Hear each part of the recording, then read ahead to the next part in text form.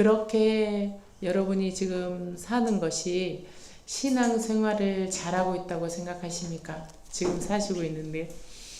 이 말씀은 이렇게 또 물어볼 수 있습니다. 내 마음 정성 다하여 주님을 경배합니다. 어떻게 하면 우리는 내 마음과 정성을 다하여 주님을 경배하고 착한 종아 칭찬받고 자녀답게 살 수 있을까요? 큰 테두리로 보면 우리는 특별히 자녀가 뭘 하지 않아도 하나님 앞에 자녀이기 때문에 우리는 존귀하다는 걸 잊으면 안 됩니다. 우리가 뭘 특별히 잘하거나 온갖 땀을 흘리며 노력을 해야 우리가 하나님의 자녀로서 사랑받고 존중받는 것은 아닙니다. 여러분, 자녀가 그냥 자녀니까 좋지 않습니까? 하나님도 우리에게 그냥 자녀이니까 그냥 내가 너로 인하여 기쁨을 이기지 못한다고 이야기를 합니다. 그러면 또 우리는 자녀의 도리가 있죠. 성경은 여태까지 예수님 어떻게 하면 우리가 예수님의 제자가 될 수 있습니까? 주님이 어떻게 하면 주님한테 아우 너 짱이야 이렇게 짱 먹을 수 있습니까? 이렇게 얘기를 했을 때 주님은 이렇게 대답하셨습니다. 너의 십자가를 지고 나를 따르고 너가 내가 한 말을 지키면 너희가 내 제자인 줄 알리라 이렇게 얘기했습니다. 자, 우리는 그런 생각을 가지고 신앙생활을 할 때 교회 공동체 안에서 종종 보이지 않는 영적 서열을 매길 때가 있습니다.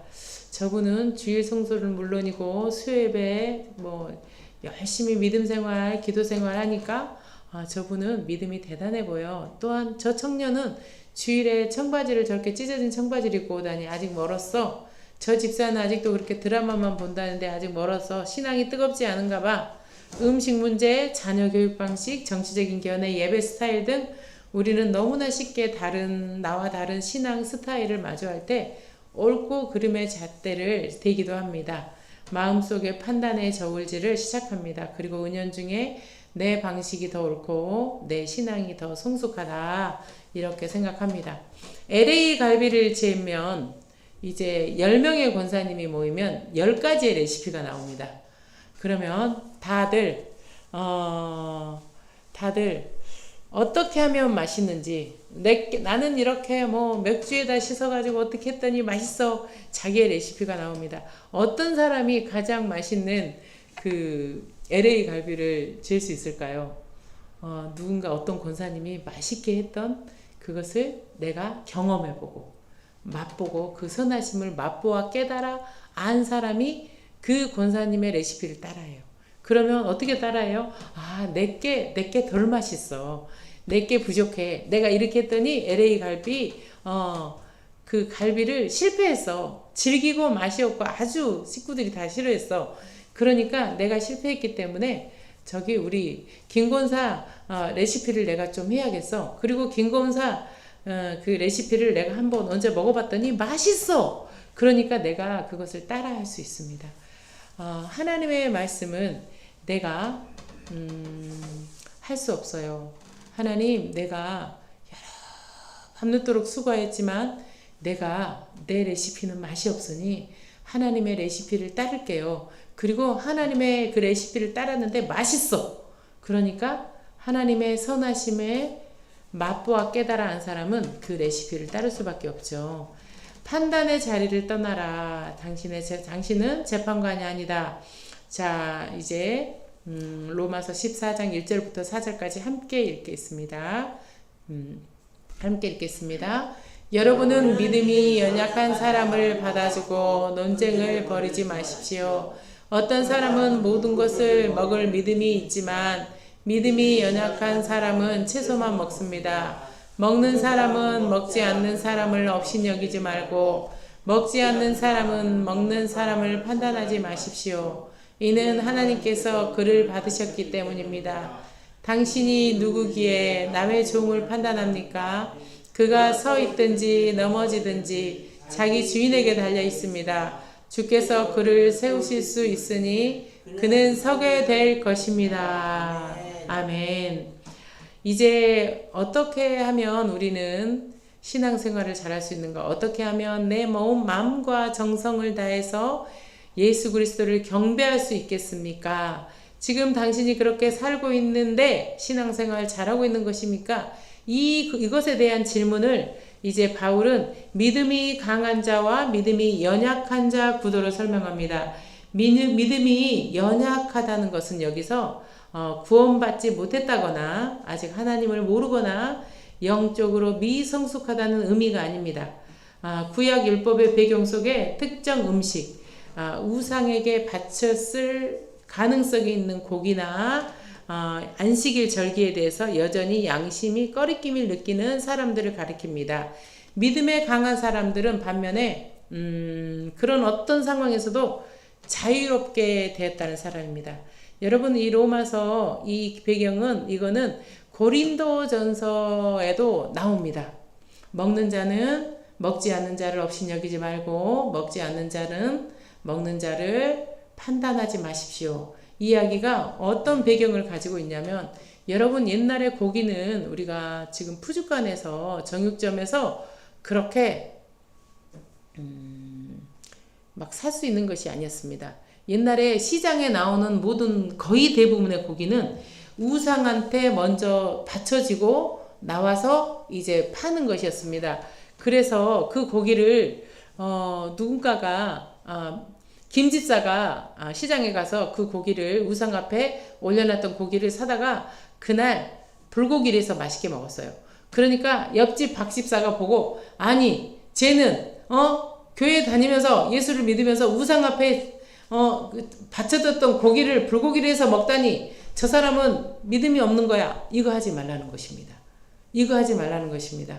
믿음에 강한 사람들은 그런데 또 하나님은 말씀에서 혹시 우상 앞에 그 절한 음식을 누군가가 보고 어떻게 믿는 사람이 저렇게 우상 앞에 바쳐진 음식을 먹어? 그리고 실족하면 그 사람을 위해서 먹지 말라는 말씀도 있습니다. 그런데 여기에서는 판단하지 말라고, 이제 연약한 자를, 율법에 얽매인 사람이 절대 우상 앞에 바친 고기는 먹으면 안 돼, 이렇게 강한 자가, 이 연약한 사람은 쟤는 하나님을 버렸네, 그렇게 아주 연약한 자는 강한 자를 이제 이렇게 상처를 받는 거죠. 강한 자에게 상처를 받고, 이제 연약한 자는 이렇게 얘기할 수 있어요. 저 율법에 단단히 묶인 저 앞뒤 꽉 막힌 막행이 같은 이라고, 이렇게 서로 이제 논쟁을 하는 그런 일에 대해서 얘기합니다. 사도 바울은 이렇게 해답을 내립니다. 누가 옳고 그른지를 가려주는 것이 아니라 이렇게 합니다. 판단하지 말라고 명령합니다. 첫째, 하나님께서 그를 받으셨기 때문이라고 하고, 또 나와 신앙 색깔이 다른 그 사람도 하나님께서 핏값으로 사신 소중한 자녀라는 것이라고, 그래서 누가 내 새끼 판단해? 이렇게 얘기합니다. 여러분,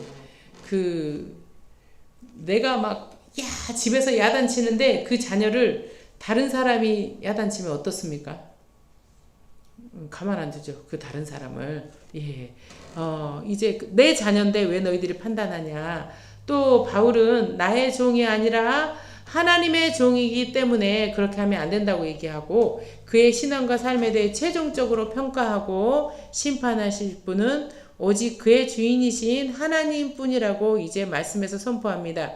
내가 다른 성도를 판단하는 것은 마치 옆집 주인이 자기 종을 야단치는데 내가 끼어들어 아니 당신이 뭔데 남의 종을 판단합니까? 라고 말하는 것 같은 월권행위이며 하나님의 자리를 찬탈하는 교만행위입니다. 이것이 되게 간단한 문제 같지만 남을 판단하는 것은 내가 하나님 자리에 앉은 것이에요. 하나님 자리에 앉은 것이에요. 내가 하나님 자리에 앉았다는 거 우리 상상도 못하죠. 근데 우리 많이 앉습니다. 하나님 자리에 앉아서 판단합니다. 마치 나는 그 판단에 어떤 것도 걸리지 않은 사람인 것처럼 우리는 판단하기도 합니다. 그것이 내가 예수 그리스도를 믿어서 내가 자유롭게 되고 진리 안에 내가 자유함을 얻어서 마치 그런 특권이 주어진 것처럼 우리는 그렇게 먹는 사람을 율법의 메인 답답한 사람이라고 하고, 또 먹지 않는 사람들을 융통성 없다고 얘기하고 이제 그렇게 판단합니다. 또 두 번째, 우리는 재판관이 아니며 또 모두 다 하나님의 심판대 앞에, 김집사도 박집사도 오목사도 다 심판대 앞에 선다는 것입니다. 10절 보겠습니다. 그런데 당신은 왜 당신의 형제를 판단합니까? 왜 당신의 형제를 업신여깁니까? 우리가 다 하나님의 심판대 앞에 설 것입니다. 이제 우리는 결국 각자의 삶을 가지고 각자의 심판대 앞에 홀로 서게 될 것입니다. 여러분, 우리가 천국에 갔을 때 하나님께서 우리한테 박집사, 김집사, 내 옆에 있는 형제의 신앙생활은 어떻게 했대? 이렇게 물어보지 않습니다. 김권사는 어떻게 신앙생활했대? 이렇게 묻지 않으십니다. 너는 나에게 어떻게 살았느냐? 라고 물으실 것입니다. 우리는 다른 사람의 삶을 평가하는 심판관으로 부른 것이 아니라 나의 삶을 책임져야 하는 청지기로 부름을 받았습니다. 형제를 판단하는 데 쏟는 그 에너지를 나 자신을 하나님 앞에 바로 세우는데 사용하라는 것이 바울의 강력한 권면입니다. 우리는 교회 공동체 안에서 어떤 문제로 다른 사람을 쉽게 판단할 수 있습니다. 예배 태도, 헌금 생활, 기도 습관, 정치적인 성향, 우리의 스스로의 기준으로 틀렸다라고 생각하는 그 지점을 우리는 떠올려 보아야 할 것입니다. 그리고 그 판단의 잣들을 내려놓는 훈련을 지금 바로 시작해야 할 것입니다. 비판의 말이 혀끝까지 차오를 때 의식적으로 멈추고 기도해야 할 것입니다. 하나님, 저분은 나의 종이 아니라 주님의 소중한 종입니다. 저의 눈으로 판단했던 것을 회개합니다. 주님께서 친히 저분을 인도하시고 세워주시옵기만을 기도합니다. 이 기도는 당신을 교만한 재판관의 자리에서 우리를 내려오게 하고 또 겸손한 형제의 자리로 돌아오게 할 것입니다. 자, 그러면 이제 우리가 그렇게 했을 때 우리가 우리의 자유가 걸림돌이 되기도 하지요. 그 사람 때문에. 14절, 13, 15, 17, 20절 읽겠습니다. 그러므로 우리가 다시는 서로를 판단하지 맙시다. 도리어 형제 앞에 장애물이나 걸림돌을 놓지 않기로 결심하십시오. 만일 음식 때문에 당신의 형제가 상심하게 된다면 당신은 이미 사랑으로 행하는 것이 아닙니다. 당신의 음식으로 그를 망하게 하지 마십시오. 그리스도께서는 그를 위해 죽으셨습니다. 음식 때문에 하나님의 일을 무너뜨리지 마십시오. 모든 것이 깨끗하지만 거리낌을 주면서까지 먹는 그 사람에게는 악한 것입니다. 여러분, 계속 그 생각을 하셔야 됩니다. 고린도에 있는 그 신전에 바쳐진 음식, 그 우상에게 절했던 그 음식이 시장에 내려와서 이렇게 팔리는 거예요.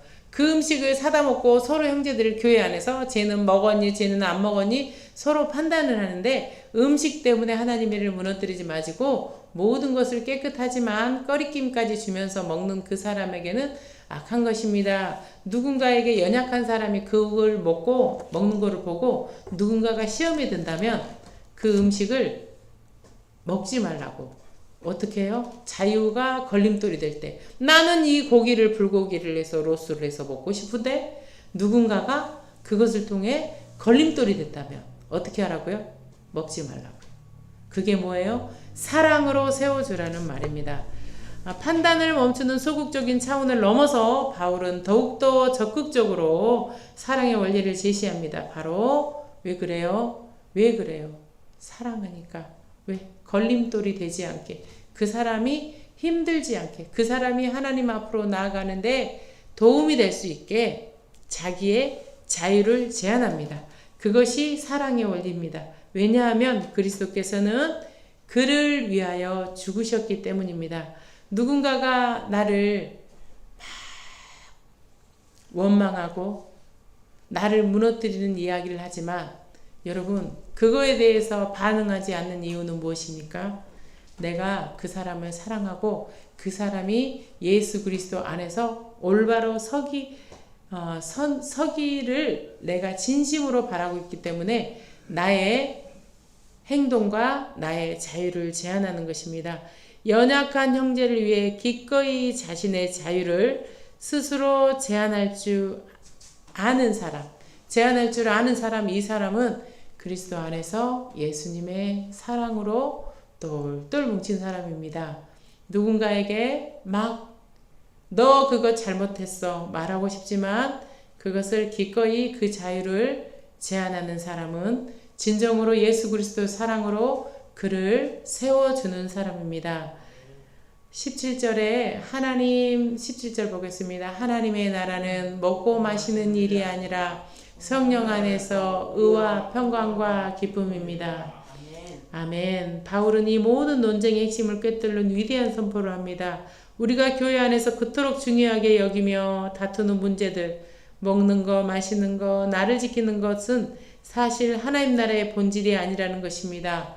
하나님 나라의 본질, 즉 교회가 추구해야 할 최고의 가치는 성령 안에서 누리는 의와 평강과 기쁨이다. 의는 무엇일까요? 아멘. 의는 무엇일까요? 하나님과의 올바른 관계입니다. 자, 평강은 무엇일까요? 성도들 간에 깨어진 관계가 회복되는 화평이며, 기쁨은 그것으로 인하여 의와 화평으로 당연히 따라오는 샘솟는 희락입니다. 만약 나의 자유주장이 공동체 평강을 깨뜨리고 형제의 마음의 기쁨을 빼앗는다면 그것은 하나님 나라의 본질을 훼손하는 심각한 죄가 될 수 있습니다. 그래서 나의 자유를 제한하며 그렇게 이제 형제를 사랑하기 위해서 고기를 먹지 않게 되죠. 우리가 복음 안에서 자유롭게 누리고 있는 것은 우리가 문화생활 할 수 있죠. 취미생활, 재정, 사용 등 우리에게 아무런 꺼리낌이 없이 내 돈 내가 쓰고 내 시간 내가 쓰고 또 내 발로 내가 걸어가는데 무슨 상관이야. 하지만 혹시 믿음이 연약한 지체나 이제 막 신앙생활을 시작한 가족들에게 걸림돌이 될 수 있다는 생각을 우리는 해봐야 됩니다. 그래서 우리의 자유를 사랑의 잣대로 점검해야 합니다. 그리고 연약한 사람을 위해 우리의 자유를 기꺼이 내려놓는 구체적인 사랑을 실천해야 할 것입니다. 아멘. 네. 그 다음에 이제 믿음으로 행해야 합니다. 우리가 어떻게 내 마음과 정성을 다하여 예수 그리스도께 영광을 돌리는 것, 신앙생활을 잘하는 것, 그렇게 사는 게 신앙생활을 잘하는 것입니까? 이렇게 하기 위해서 우리는 판단하지 말고 그 다음에 나의 자유까지 제한하는 이제 사랑으로 행하고 그 다음에 믿음으로 살아야 됩니다. 함께 읽겠습니다. 어떤 사람은 5절, 8절, 자, 함께 읽겠습니다. 어떤 사람은 이 날을 저날보다 중요하게 생각하고 어떤 사람은 모든 날을 똑같이 생각합니다. 각자 자기 마음에 확신을 가져야 합니다. 나를 중요하게 생각하는 사람도 주를 위해 그렇게 하고 먹는 사람도 주를 위해 먹으니 이는 그가 하나님께 감사하기 때문입니다. 먹지 않는 사람도 주를 위해 먹지 않고 하나님께 감사합니다. 우리 가운데는 자기를 위해 사는 사람이 아무도 없고 자기를 위해 죽는 사람도 아무도 없습니다. 우리가 살아도 주를 위해 살고 죽어도 주를 위해 죽습니다. 그러므로 살든지 죽든지 우리는 주의 것입니다. 아멘. 또한 바울은 모든 논쟁을 이제 마무리 지으며 가장 근본적인 질문을 합니다. 당신은 누구를 위해서 그렇게 신앙생활을 합니까? 누구를 위해서 그 일을 합니까?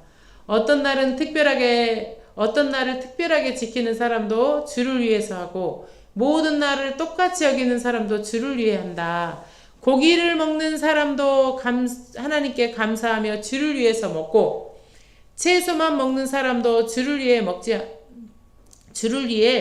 고기를 먹지 않는다. 중요한 것은 행위 자체가 아니라 그 행위를 하는 동기, 즉 주님을 향한 마음이라고 이야기합니다. 우리의 신앙생활은 다른 사람 보기에 다른 사람에게 보이기 위한 것이 되어서는 안 됩니다. 모든 행동의 기준과 목적은 오직 주님이 되어야 합니다. 내가 이 일을 할 때 주님께서 기뻐하시는가? 나의 이 선택이 주님께 영광이 되는가? 이 질문 앞에 우리는 비로소 다른 사람의 시선과 판단으로부터 자유로워질 수 있습니다. 왜냐하면 우리는 살든지 죽든지 우리의 소유가 온전히 주의 것이기 때문입니다. 믿음으로 하지 않는 모든 것은 죄입니다. 22절, 23절 읽겠습니다. 시작. 당신에게 있는 믿음을 하나님 앞에서 스스로 갖고 있으십시오. 자기가 옳다고 생각하는 일로 자신을 정죄하지 않는 사람은 복이 있습니다. 그러나 의심하면서 먹는 사람은 이미 정죄를 받았으니 이는 믿음으로 하지 않는 모든 것이 죄입니다. 바울은 개인의 양심에 대한 중요한 원리를 제시합니다. 어떤 행동이 성경적으로 명확히 죄가 아니더라도 만약 내가 그 일을 하면서 마음에 이게 정말 괜찮을까 하고 의심하고 확신이 없다면 그 행동은 나에게 죄가 된다는 것입니다. 무슨 말일까요? 왜냐하면 그것은 하나님을 신뢰하는 믿음에서 나온 행동이 아니기 때문입니다. 하나님은 우리 중심을 보신다고 떳떳하고 확신에 찬 믿음으로 행하지 않는 모든 것은 하나님 앞에 죄가 될 수 있다는 아주 강력한 말씀입니다. 하나님은 우리의 중심을 보신다. 떳떳하고 확신에 찬 믿음으로 행하지 않는 모든 것은 하나님 앞에서 죄가 될 수 있다. 그러므로 우리는 다른 사람의 기준을 맹목적으로 따르거나 찜찜한 마음으로 행동해서는 안 된다. 각자 기도와 말씀을 통해 하나님 앞에서 온전한 확신을 구해야 한다. 여러분, 누가 하니까 같이 하고 그것이 아니라 내가 하나님 앞에 기도하고 저는 하나님 앞에 기도해 봤더니 아닌 것 같습니다 하고 믿음으로 사시기를 바랍니다. 제가 오스트리아의 험한 호텔을 들어갔는데 거기서 주일날 밤에 들어갔는데 모든 직원이 퇴근해 버렸어요. 모든 직원이 퇴근하고 가이드가 이제 그 호텔 열쇠를 각각 자기가 이렇게 거기다 놓은 거를 받아서 회원들에게 나눠주는데 그런 일이 진행되고 방을 확인하고 있는데 지하에서 누군가가 문 좀 열어주세요 쿵쿵쿵쿵쿵 하는 거예요. 그래서 제가 아니 호텔에 무슨 지하에서 저렇게 누가 방에서 화장실에서 갇혀서 동료에게 문을 열어주려고 하나 보다. 그러고 한참 지났어요. 20분 정도 지났어요. 그런데 이제는 소리가 한글로 들리는 거예요. 살려주세요 이렇게 들리는 거예요. 그래서 제가 아니야 여기는 오스트리아인데 어떻게 살려주세요가 나올 수 있을까? 그래서 잘못 들었으려니 했어요. 그런데 막 가이드가 내려가 보더니 누가 화장실에 갇혔대요. 같은 일행이. 왜 그러냐면 급하게 호텔에 이제 자러 들어왔는데 화장실이 지하 1층에 있어서 내려갔는데 그 문이 잠긴 거예요. 안에서 잠겼어요. 그래서 이제 거기에 이제 같이 여행 중이었던 사람들 중에 맥가이버 칼을 갖고 있는 남자들이 그렇게 많더라고요. 일제히 전부 맥가이버 칼을 들고 가이드와 함께 지하로 내려갔어요. 어떤 일을 해도 문이 안 열리는 거예요. 그래서 이제 119에 전화를 했더니 911이죠. 119에 전화했더니 45분 뒤에 온대요. 그리고 일단 호텔 주인하고는 매니저하고는 연락이 안 돼요. 그 사람은 안에서 막 울면서 살려달라고 내보내달라고 이렇게 얘기를 해요. 근데 그거가 한 이제 30분이 지났죠. 근데 가이드가 막 땀을 쫙쫙 흘리면서 뭘 하고 있냐면 막 사람들은 그 프론트에 가서 열쇠를 찾느라고 다 뒤지고 있고 어디서 화장실 열쇠를 찾을 거야. 아무도 없어. 싼 호텔이 그래요. 그래가지고 그러고 있었어요. 근데 제가 계속 기도를 하면서 밥을 먹어서 사람들이 크리스찬인가 봐요. 네, 저는 예수를 잘 믿는 사람입니다. 예수 믿으십시오. 이랬어요. 그런데 거기에 딱 앉아서 제가 이런 말을 했어요. 너무 불쌍한 거예요. 그 사람도 불쌍하고 그 사람들을 끌고 가는 가이드도 너무 불쌍하고 이 사람들을 그 문제를 다 해결할 때까지 이 사람들을 그 지친 사람들을 캐리어 들고 비 오는 날 그 호텔 그 로비에 다 좋지도 않아. 앉을 자리도 없는 거기서 다 서 있는 것을 지금 35분째 하고 있어. 그래서 열쇠를 나눠주고 어떻게 할 줄을 모르고 다 막 어떻게 하고 결국은 119도 안 오고 열쇠도 없으면 문을 붙자. 그래서 근데 남자들이 문을 붙자고 몇 명이 다리로 문을 찾지만 문은 요동도하지 않고 너무너무 튼튼하게 만들어진 문이었어요. 그런데 우리 여기 도서관에 문이 안에서 잘 잠겨요. 누가 꼭지를 이렇게 누르면 잘 잠기니까 제가 이렇게 앉아서 이렇게 했어요.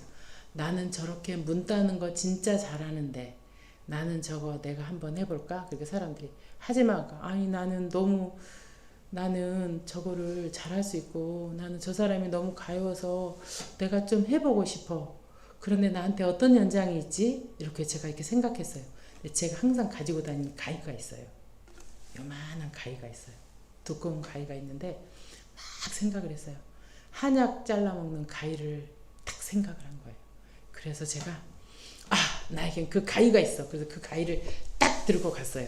그래서 사람들이 나한테 뭐라 그러냐면 오세인 씨가 그 문을 열면 우리가 오세인 씨를 구세주로 모실게. 그랬어요. 그래서 제가 구세주로 안 모셔도 돼요. 제가 이걸 할 수 있게 기도해 주세요. 저는 저 사람이 다들 너무 가여워서 난 이걸 한번 가볼래요. 뭐라도 해볼래요. 그 열쇠를 딱 갖고 갔어요. 아니나 다를까 모든 맥가이버의 칼로 다 열어봐가지고 안 되는 거예요. 그래서 만져봤어요. 프레쉬를 켜고. 근데 우리 교회에 문처럼 생긴 거예요. 도서관 문처럼. 아래에 구멍이 있는 거예요. 그래서 가위를 열어서요. 구멍에다 탁 넣었어요. 근데 문이 열리는 거예요. 그래가지고 문을 또 열었어요. 그리고 그래서 사람들이 나한테 계속 구세주라고 불렀어요. 그래서 이제 많은 사람들을 해결해 줬어요. 그리고 제가 여행 중에 정말 기도를 많이 했던 것 같아요. 기도를 안에 보니까 온 땀이 다 젖어가지고 막 저한테 있는 이렇게 약을 먹이고 이게 손으로도 손 따주고 이런데 권사님이 주신 그 침 있잖아요. 이제 버스를 타고 뒤에 앉아 있는데 아저씨가 나는 이번 여행 망친 것 같아. 어제부터 머리가 너무 아파. 잠을 못 자서 그랬나 봐. 먹은 것도 목에 걸린 것 같고 난 이번 여행이 망쳤나 봐. 그래서 제가 침을 들고 따드릴까요? 3명을 따줬어요. 그리고 중국 사람들의 가방을 또 찾아주고 이런 일을 계속했어요. 제가 정말 2017년에 가고 싶은 곳이 있었어요. 종교개혁 500주년이어서 체코 독일을 가보고 싶었어요. 얀 후스라는 종교개혁자가 있었어요.